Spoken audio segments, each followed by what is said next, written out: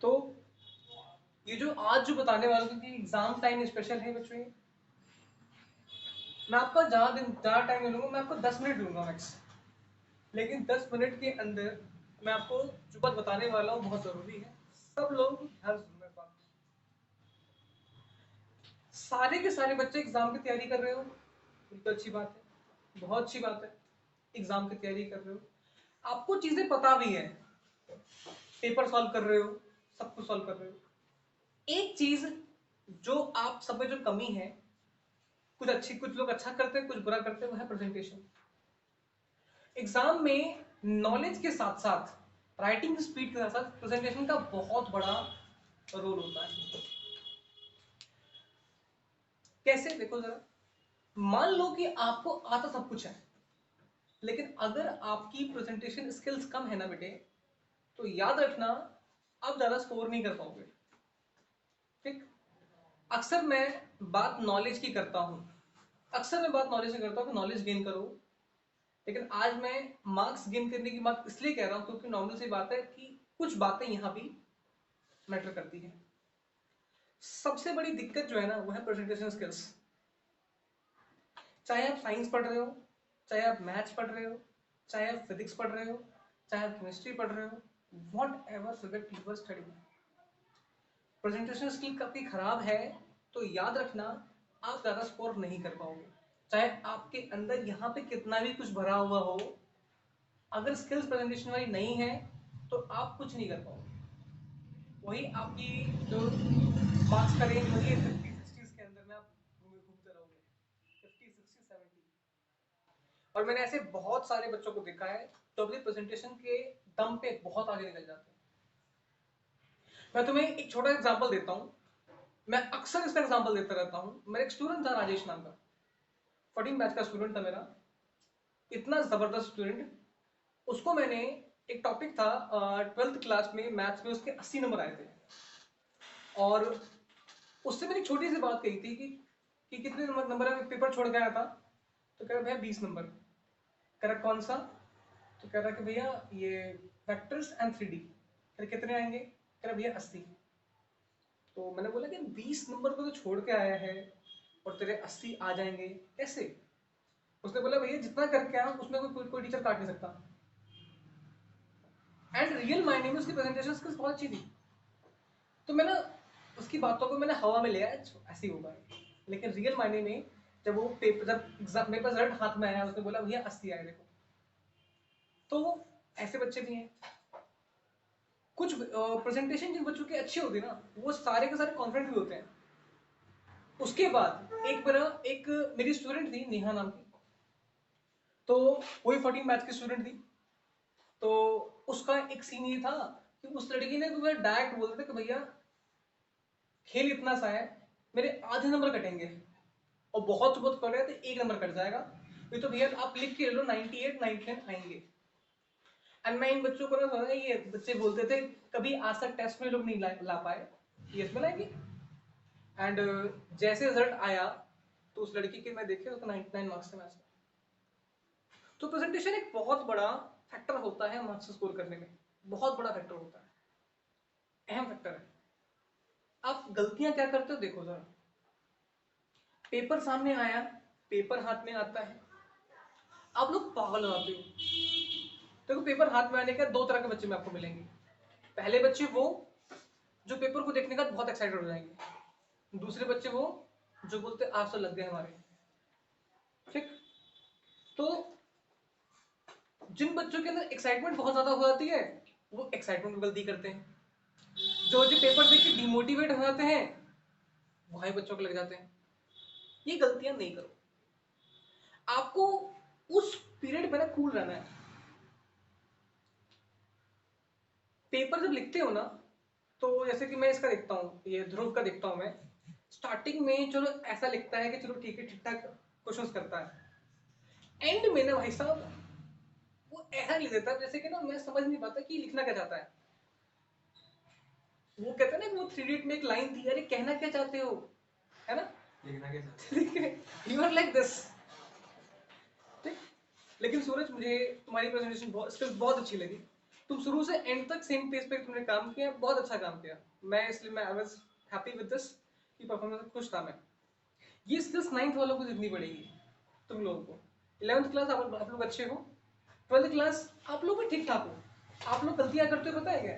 जब एक मैथ से क्वेश्चन को सॉल्व किया जाता है, तो मैथ के क्वेश्चन को सॉल्व करने का एक बहुत सिंपल तरीका होता है कि जब आप आंसर लिख रहे हो तो साइड में क्या होता है कि आपने प्रीवियस चैप्टर में कोई फॉर्मूला इस्तेमाल कर रखा है, ठीक है? जैसे कि इंटीग्रल पढ़ रहे हो, तो बहुत बार ऐसा होता है कि बहुत बार ऐसा मिलता है कि जैसे कि आपने सेकंड चैप्टर का कोई फॉर्मूला इस्तेमाल कर दिया है ना, इंटीग्रल में इनवर्स ट्रिग्नोमेट्री का फॉर्मूला इस्तेमाल कर दिया, तो लिखो ना साइड में भाई, करो ना। हम भी परेशान है, तुम भी परेशान हो, है ना? करो। उसके बाद एक गलतियां बच्चे अक्सर अक्सर क्या करते हैं, साइंस में जो बच्चे पढ़ते हैं उन बच्चों को अक्सर मैं देखता हूं कि इनके अंदर डायग्राम बनाने की स्किल बिल्कुल है ही नहीं। आप टीचर्स को जितना अच्छे डायग्राम्स देकर आप समझाओगे उतना बढ़िया रहेगा। बच्चों को देखता हूँ जो डायग्राम बनाने की बारी आती है तो बच्चे क्या करते हैं, बहुत छोटा डायग्राम बनाते हैं। अरे छोटा डायग्राम बनाए क्या मिलेगा तुमको? ऐसा तो है नहीं कि पेपर के मतलब एक्स्ट्रा पेपर एक्स्ट्रा शीट लोगे तो आपके टीचर्स जो होंगे बोले पैसे दो तभी एक्स्ट्रा शीट देंगे। ऐसा कुछ नहीं है भाई, तुम भर चुके हो उसके पैसे, ठीक है? अगर बोर्ड के पेपर के अंदर अगर आपके शीट खत्म हो जाती है तो आप एक्स्ट्रा शीट ले सकते हो। बच्चे बिल्कुल छोटा सा, अरे अगर छोटा डायग्राम बनाते हो तो माइक्रोस्कोप भी दे दो यार, टीचर देख, आप टीचर उसमें डाल के देख लें। मैं देखता हूँ भाई साहब बिल्कुल छोटे छोटे डायग्राम बनाएंगे, मैं देखता हूँ थ्योरम लिख देंगे, थ्योरम के स्टेटमेंट लिख देंगे और इतने बड़े पेपर पे हल्का छोटा सा गोला बनाएंगे, हल्का छोटा सा रेडियस लगाएंगे। भाई कहना क्या चाहते हो उसके अंदर? सोचो इतना बड़ा पेपर, इतना सिंपल सा क्वेश्चन, लेकिन आपने एक सर्कल छोटा बनाया, कुछ समझ ही नहीं आ रहा होता उसमें चल क्या रहा है। यही है प्रेजेंटेशन स्किल्स। अच्छा, कुछ बच्चे ओवर प्रेजेंट कर जाते हैं। कैसे ओवर प्रेजेंटेशन के अंदर क्या होता है? स्पार्कर पेन लेके जाएंगे, कलर पेंसिल लेके जाएंगे, हाइलाइटर लेके जाते हैं, आंसर आता है, आंसर आंसर लिखते रहते हैं और जो आंसर आ गया उसके ऊपर हाइलाइटर से चला देंगे। भाई मुझे नहीं चाहिए वो। बोर्ड के पेपर में ये फालतू की चीज करना अलाउड नहीं है, पता है बात? कुछ टीचर्स होते हैं ऐसा कर देते हैं, बोलते हैं कि ठीक है, नहीं कि नहीं। आप अगर आपको ज्यादा मन करा ना तब दो कलर का पेन इस्तेमाल कर लीजिए, एक बॉल पेन और एक जेल पेन, ठीक? लेकिन ब्लू कलर के अलावा ब्लैक पेन भी ज्यादा इस्तेमाल ना करें उसको। कुछ बच्चे कलर पेन ले जाते हैं, तो ये ऑरेंज कलर का पेन, तो कोई स्पार्कल पेन पिंक कलर का, ना इसे उल्टी उल्टी हरकत नहीं करा करो, ठीक?